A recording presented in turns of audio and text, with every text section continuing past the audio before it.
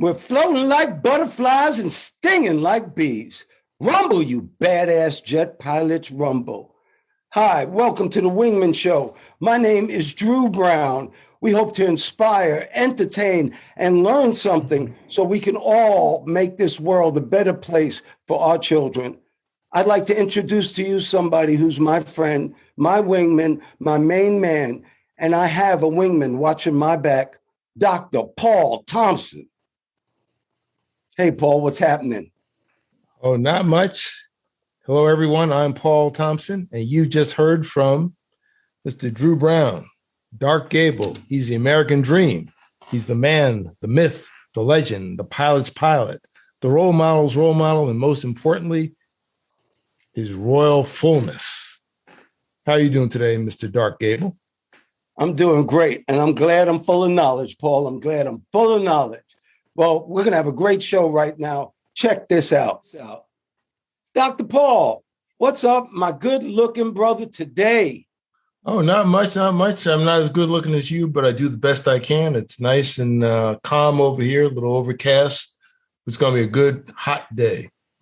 Well, for all our new listeners, if you look at us on YouTube, you'll notice Dr. Paul is good looking. And I got a text from an old friend of mine that said they had a crush on you that's listening to the show.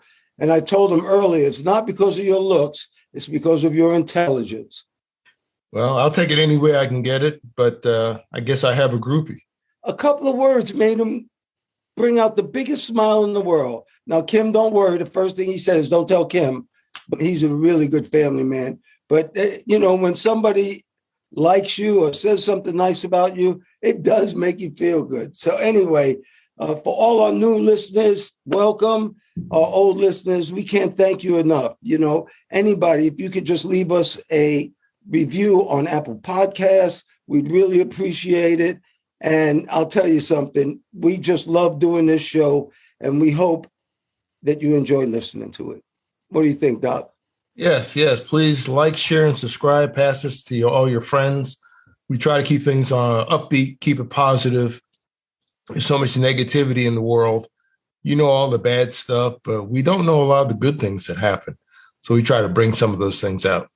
That's so true. All right, Dr. Paul, let's start off with the Supreme Court. And look, we don't go political, and we don't go religious. We don't go political. If anything, we go spiritual and common sense. But I'm not calling the actual names of parties. I'm going to say one side and the other side because we can't do it anymore. We are in a stalemate in this country. Anyway, Supreme Court had a good one, but I don't think it's fair now that every baseball game we're going to go to by the Supreme Court, the score is going to be 6-3. So you can bet your money on whatever game they're playing, it's going to be 6-3. Number one, it'll be the gun right. They just kind of opened up New York City and the rest of this country for a wild, wild west. That is what has happened. Do you realize that? Yeah. I joke with you saying that, I used to watch, growing up as a child, I watched a show called Gunsmoke, which was very popular. And it started off with a shootout, two cowboys drawn against each other, or someone drawn against Marshall Dillon in the middle of the street. I can still hear the theme song going. Yeah. I don't think you're going to see that in New York. The thing is, in New York, it's gun rights. Basically, it's easier to get a concealed carry permit. Well, that's all it is.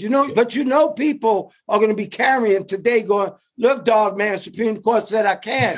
They're going to be strapped up and gunned out. And I said, man, you can't take this from me, Supreme Court. And I expect to see somebody with bandoleros like Pancho Villa on the F train. Yeah, the truth is, you said it, though. All it is that in New York City, guns are illegal unless you can show a definitive reason for carrying one, like carrying large amounts of cash. Okay, so that's why nobody can have a gun in New York. Well, now you don't have to give a reason. That's what the law states. And I don't want to get into that, but the next one is abortion, Roe v. Wade. And I will, no matter how I personally feel, and that's why I'm not going to throw that out there. I really feel that women should decide this matter. That's what I really feel. is that I have no right to decide this matter. And, what do you think, Doc? Well, I mean, your conception, you're actually you're a part of it too. But it's not. Is it really that big a surprise? Because I spoke about this leak they got from a memo from the Supreme Court a few months ago, but they may change their opinion, they may overturn it. That was probably a deliberate leak to kind of get you ready for the decision that came down yesterday. Well, first of all, I disagree with you. I am not part of their body. I have no right to tell them what to do. I just don't feel that way whatsoever. That's a singular person. They're a certain genetic type, and they have the right. They're the ones who carry and reproduce. And I'm not saying that I agree or disagree. That's the point. Yeah, I was just saying if you were the father, you might have. Yeah, if I was the father, I would think I did have the right. But I don't legally have the right to vote on it for everybody else. I have a right to discuss it with the woman that I would be the father with. Yes. Okay. I'm part of that decision. 1,000%. That's not what I was saying. Gotcha. And the other thing are people are scared that, okay, if they're going to do that, what's the next thing they're going to stop? But I just don't think a baseball game 6-3 is fair. Why go to the game? It's almost like if a politician lies to you all the time, why are you going to the press conferences anymore? Right. Well, and that's kind of why we don't talk about politics and. Yeah. Well, you were a Harlem Globetrotter for a while. I mean, how many games did the Globetrotters ever lose? Well, put it this way: I know they never lose, or they don't ever. I think they lost once or something. I think so. I was a Harlem Globetrotter for one day. I got cut. Muhammad Ali called, started bothering Meadowlark Lemon, saying how good is my boy doing, and he cut me the next day. So that's how much of a Harlem Globetrotter I was. The government, they just gave $6 billion of relief to students that went to colleges that were kind of shaky. 200,000 people. The problem is a lot of people think that he forgave $6 billion for everybody else. There's a law in there that they're going to try to get 10,000 a person. But what do you think about this $6 billion debt? Because this is going to roll into something else that's real important. Yeah, the cost of colleges in general is just skyrocketed, and a lot of it is to me is unjustified. It's like 10 times the related level of inflation for the last 20, 30 years. But these are colleges, a lot of them were shaky. Some operating, I think there are like 3 that are still in operation, but they're on the list too. And people were getting degrees that didn't mean anything, literally like, the history of underwater basket weaving and things like that. And they sold them a bill of goods and had them sign papers and paying, much more than the thing could possibly be worth. So a lot of people have different opinions. One is that, well, why should this group get forgiveness when, I paid mine off, you're not paying yours off. 100%. Who's going to pay for it? Actually, the good taxpayers are going to pay for it. Yeah, but it's a big drag on a lot of people in this country. It is. And what it's showing is, you said, remember, the colleges are full. This is not the problem. And what's happening is it's the splitting of the classes. The rich are getting richer and the poor are getting poorer. Right. If you can afford it, you're getting better educations. When you get better educations, you have more knowledge. When you have more knowledge, you get better jobs and you live differently. If you don't have an education, it is hella hard. Back in the 20s, 30s, I don't know when, you could work your way through. Well, if you're a plumber or electrician, you have to have degrees. You can't go in the Army anymore. Like, the court, you go to jail or go to the Army. Go to jail. There's something called an ASVAB, and you have to take that test. So, there's a lot that goes with this, Dr. Paul. Yeah. You've got to do something.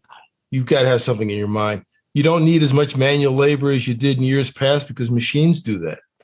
Well before drones. They were resurfacing the street in front of my house. In fact, they just did it yesterday. Normally they did in 2 days. Normally it would have taken like a week and a half.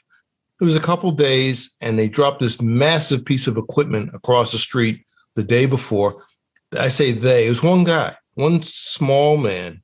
He's a little bigger than my grandson, smaller than me. And he did the whole thing himself. This massive machine that comes off the truck, maneuvers, he parks it near my house, puts some cones around it, waves at me, gets in this other massive truck, leaves a piece of that, and then drives off. One person involved. I know, incredible. One person involved. We're, having like sod and things that would have typically taken like 4 or 5, big grown men, 5 a dozen.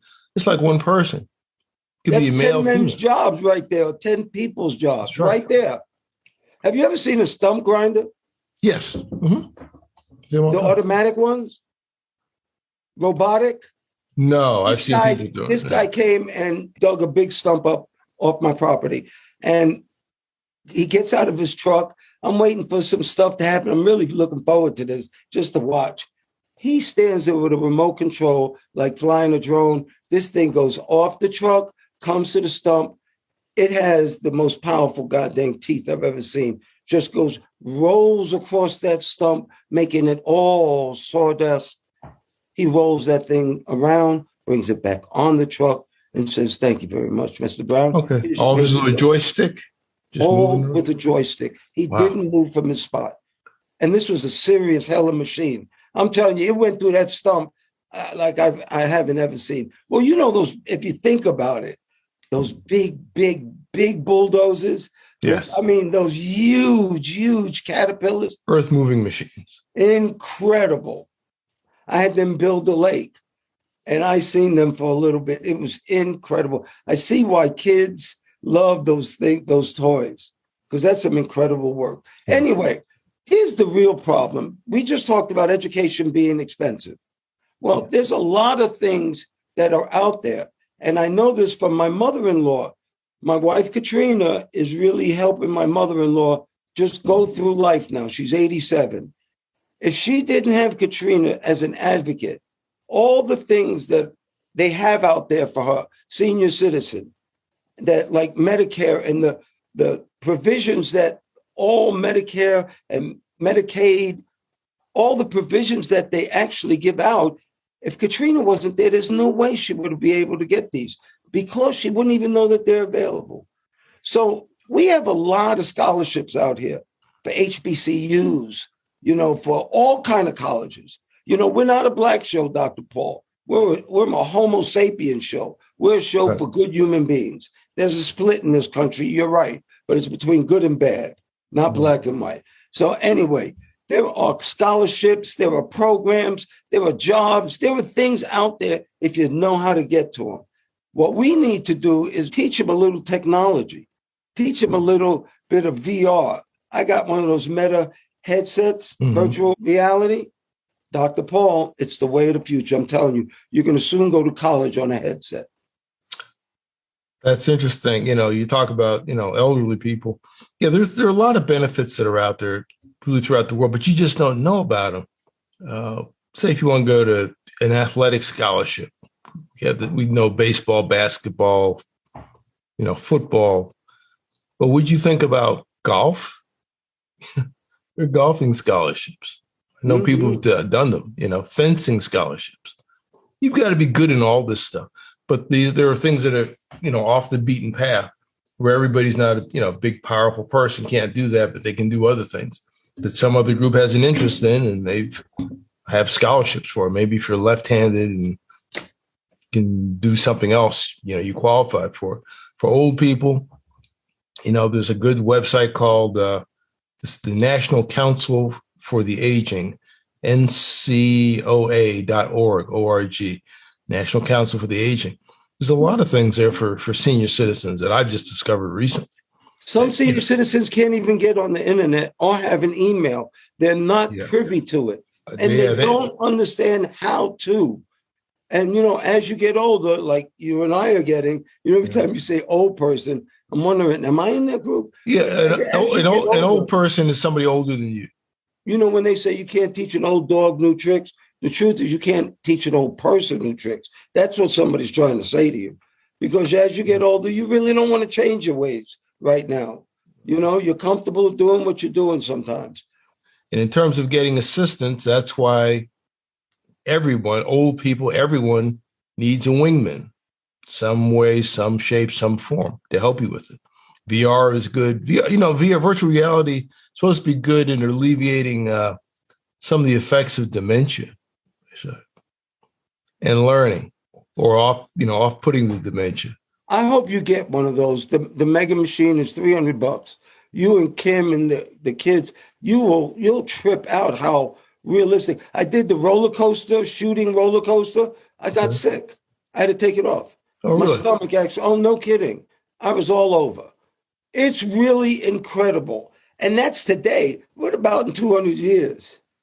That's what I'm saying. I'm not talking about time like we think about it. Right. There's thousands of years. It's amazing what's going to happen. Well, people who play that on their way to Mars, make some of the time pass. Yeah. Well, if people just find their purpose, then they excel. I always use this as an example. You know what a herpetologist is? And most people say no. A herpetologist is the studying of reptiles and snakes. And I'm sure the herpetologist at the San Diego Zoo makes $250,000 a year. If I'm wrong, send me an email. But I know that, the top guy makes good money. And if a kid just knew that was available, you never know. He might go through science, math, everything, just so he could do his purpose. I truly believe this, Dr. Paul. Everybody, and I'll use a great example, is a LeBron James. Because LeBron James is a great talent who works at it. That's all I'm saying. But he has a gift. Now, everybody, I believe, has a gift. But I think you need to expand your mind and find out what that gift is. I think there are certain things out there that people don't even know about that they'd be great at. And I think if you find purpose, you can do anything. Matter of fact, time for a PSA. This is a Wingmen PSA. Use common sense and moderation. Time heals all, and sometimes you must surrender to win. I want to win the wars, not the battles. This is a Wingman PSA. Thank you. One of the big ones there was the common sense part. Yes. And people are going to say it's not so common. Well, I believe everybody knows the difference between right and wrong, and they can make decisions based on what they know and not go against their own will. That's right. And the good thing is everybody now knows what a herpetologist is. Yeah. I should find out exactly what the top herpetologist makes. Okay. Maybe he'll send it in. What do you think about that? So how about this? On the Facts of Life that I have, I have a website, drewbrown.net, and on there's an actual 11 facts in life. I believe that's the way to become successful. And one of them is learn to listen and discern. And that's really important because you taught me this, is that I wrote all these things. I don't do all of them. And sometimes I need to be reminded by my wingman like you to do exactly what I wrote. Anyway, we had him as a wingman. He lives near you, Welchie, my man Welchie. Anyway, Welchie, I'm on this email thread, I guess, and they just send a lot of things, and a lot of them are really good. HBCU, he does a lot of Savannah State on there. He really, he's involved. But then there are some weird ones on there. And I'm not going to talk about which one and what it said because that's not what's important. But it disturbed me enough to where when we were doing our daily work about getting the show together, I said, Paul, man, I don't know what to do. I need to just get rid of this email. And I love Welchie. I need to just get off this thread. How do I write him and tell him that? And you said, why don't you just delete it? And that never occurred to me. And when I hit delete, a sense of relief came over me. And it's because I discerned, okay, 1 out of 50 that are bad, discern, delete it, move on with your life.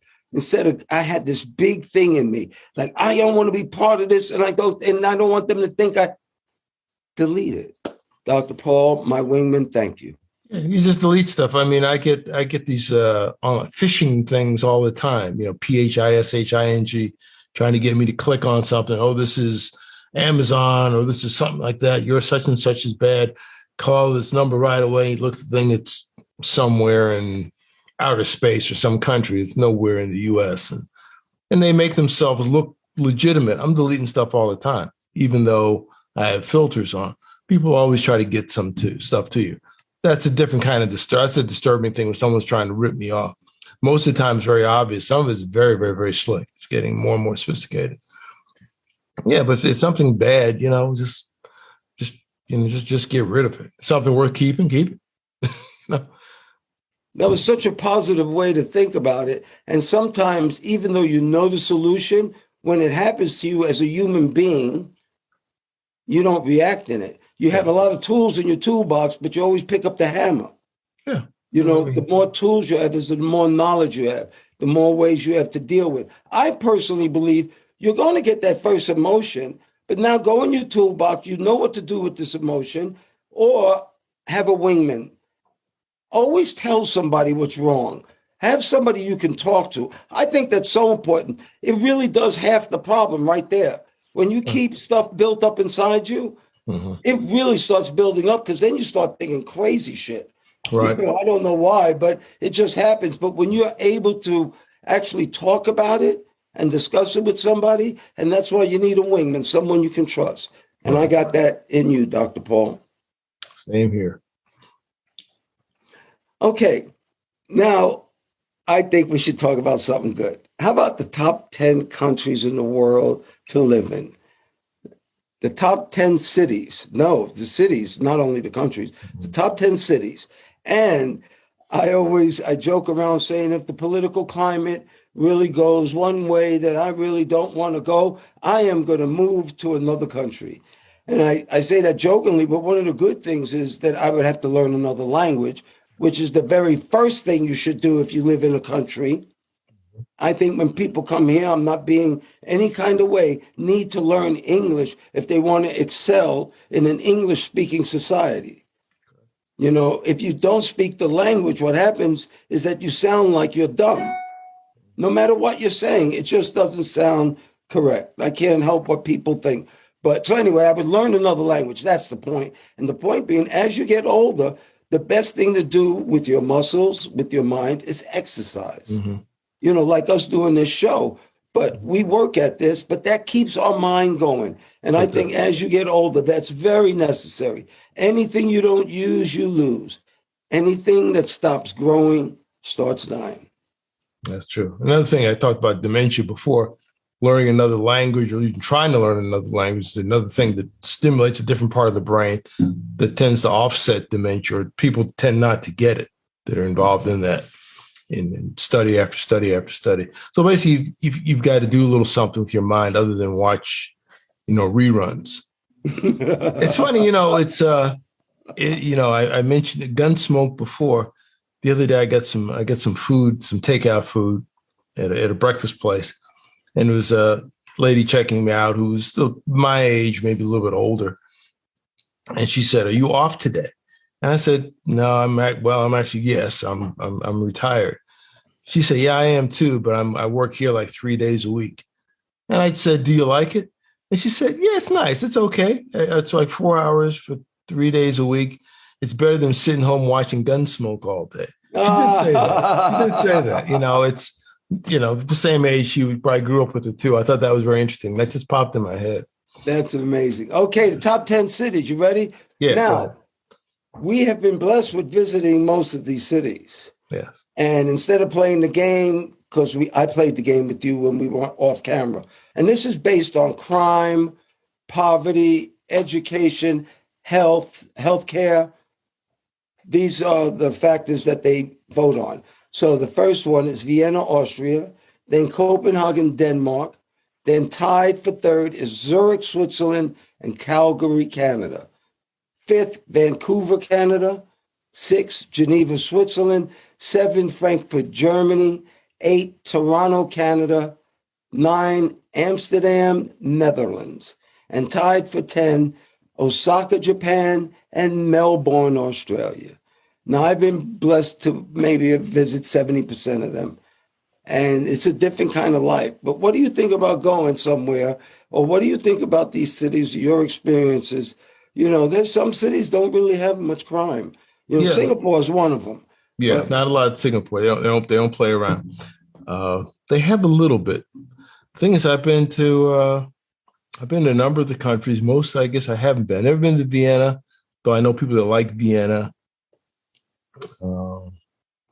Did Vancouver make it? Vancouver didn't make the list, did it? yes, Oh, Vancouver Vancouver. was number 5. Okay, Vancouver That's a 5. great place. Toronto's in there.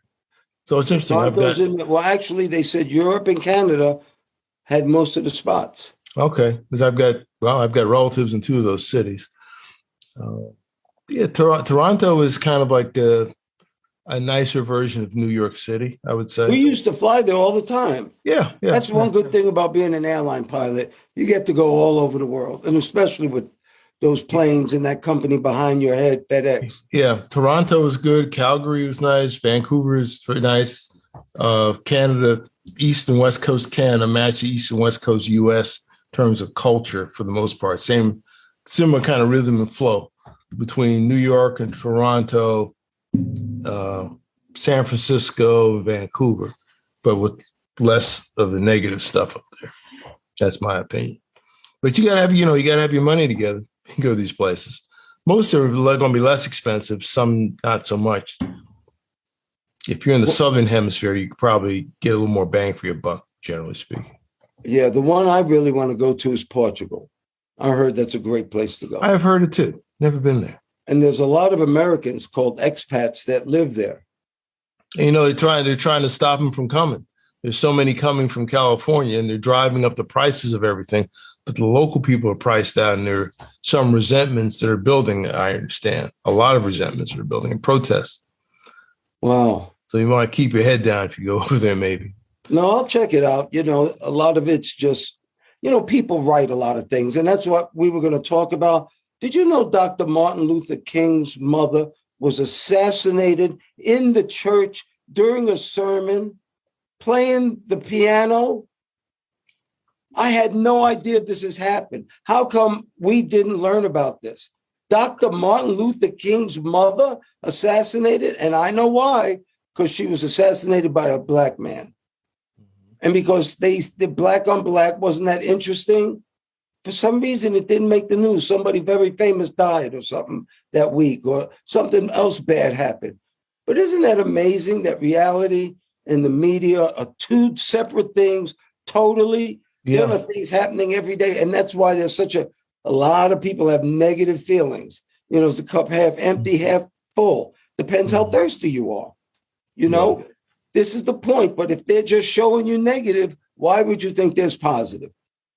But this is a part of history, not Black history, that I believe you and I, as educated people, you going to University of Pittsburgh, me going to Southern University of New Orleans, don't you think we should have known about this? Yeah, I mean, I remember hearing something about it in the news at one point, but it never was really covered very much. It's a fleeting memory now that I think of it. I heard of it, but nobody ever made a big deal because he was so well known globally, and no one really knew his parents globally. So I'm just making the point that we should just start thinking about everything that you read and hear doesn't necessarily have to be true. Mm-hmm. Remember that most of the time, whatever you're hearing or reading, somebody else heard or read too, even if they're writing it themselves. So I have a wingman, Dr. Paul, but it goes deeper than what you think. I'm sure everybody heard about this swimmer, and her name was Anita Alvarez. She's an American. Mm-hmm. She does artistic swimming. Now, this is not funny, but I swear I was reading it so fast, I thought they were like autistic swimming. And that's because they changed the name from synchronized swimming to artistic swimming not too long ago, but I never got the memo. Like I never got the African-American memo. I didn't get the autistic swimming memo. So I had no idea what they were talking about. But anyway, it's synchronized swimming. So for a little while during the article, I was feeling so bad. I thought she was autistic. So it's just one letter different. Yes, but I just was reading fast. And that's the problem. Know what the hell you're reading. Maybe go over it once or twice, because a knot could look like a should. This girl passed out, drifted to the bottom of the pool, her coach, who is Andrea Fuentes, who is a Spaniard, and she's won many national titles. She dove in after her, got her, pulled her up to the top. She had water in her lungs. God bless. They revived her. This is a big deal. Until I dig a little deeper in the story here, Dr. Paul. Number one, they had beautiful pictures of it that we'll show on YouTube. And anybody who wants to watch us, you can watch us on wingmenshow.com also. But we'll show these pictures because underwater swimming has a lot of underwater cameras. Anyway, she's just floating down to the pool. This is the second time this has happened. This is self-induced, Dr. Paul. This is because they hold their breath that long, they pass out. Now, this is the most amazing thought I ever heard. My daughter, Taryn, she was all state, and she hated, but she was great at the 400 meters.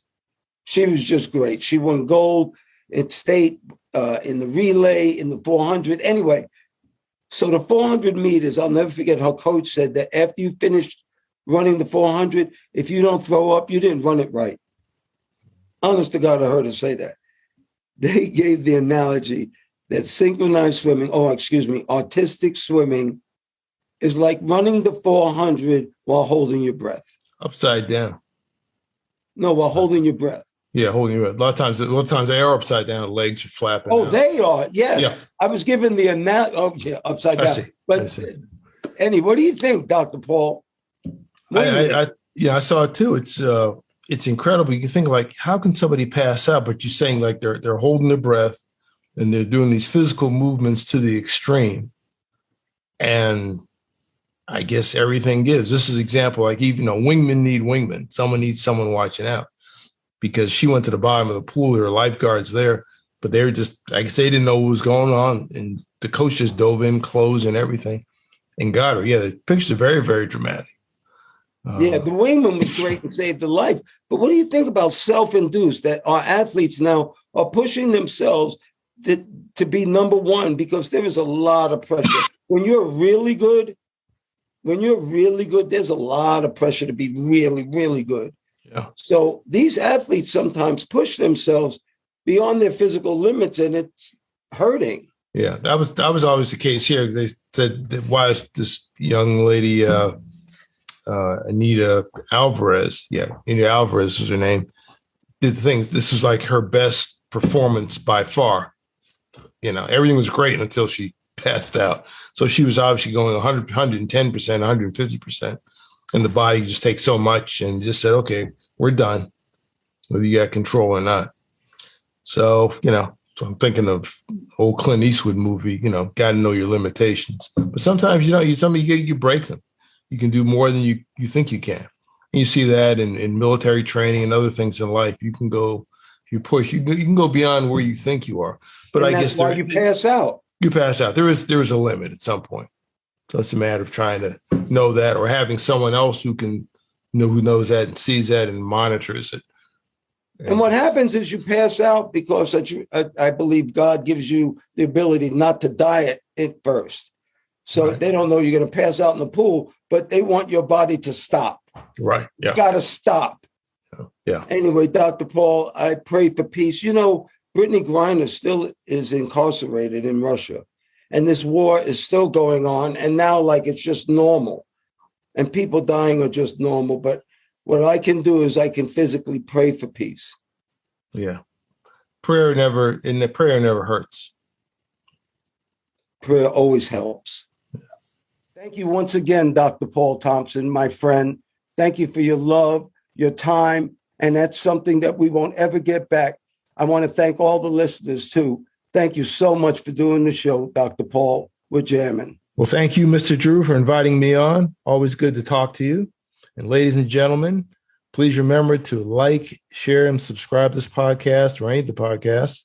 If you're looking at YouTube, they say smash the like button. Don't smash it. Just press it gently and use as a link to all your friends. You can also look at us on our website, wingmenshow.com, WINGMEN show, SHOW.com, altogether, wingmenshow.com. And we hope to see you in the future. Thanks again, Mr. Drew. Oh, you're welcome. And we're still floating like butterflies and stinging like bees. Rumble, you badass jet pilots, rumble. May there be peace on earth, and goodwill towards all men and women.